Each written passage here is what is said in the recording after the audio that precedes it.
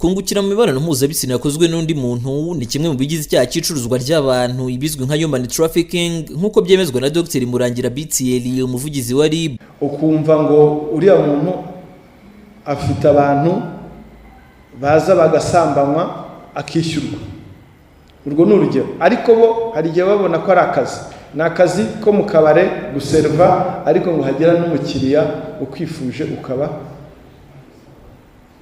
ugomba kutamusuzugura hanyuma hakishyurwa kanaka.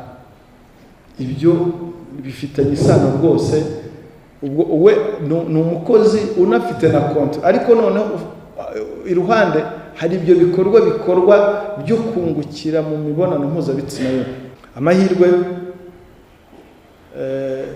mu Rwanda ni presque byantabyo.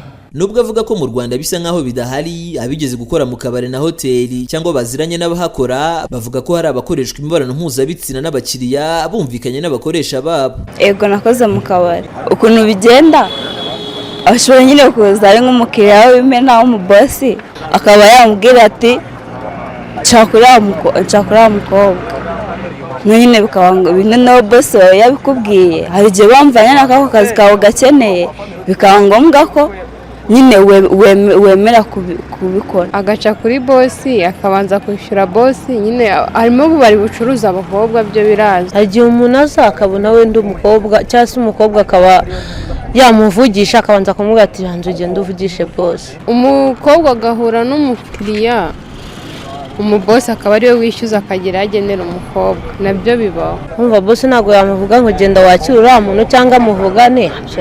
Impamvu ushobora kutabyanga ni uko bumva ko ukeneye ako kazi kawe, kandi nyine nk'umubosi hari igihe azakubwira ati nutabikora akazi kawe urakabura. Hari n'igihe nyine usanga yayishyuye bosi. Icyakora Dr Murangira Thierry asaba buri wese wabuze aho ibi bikorerwa gutanga amakuru kuko biri mu bigize icyaha kandi gikomeye. Niba hari naho muzi mujye mudutungira agatoki, bifitanye isano n'icuruzwa ry'abantu.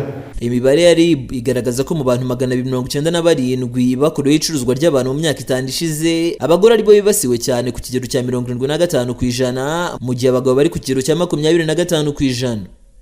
Yasin Twishimire, Isango Star.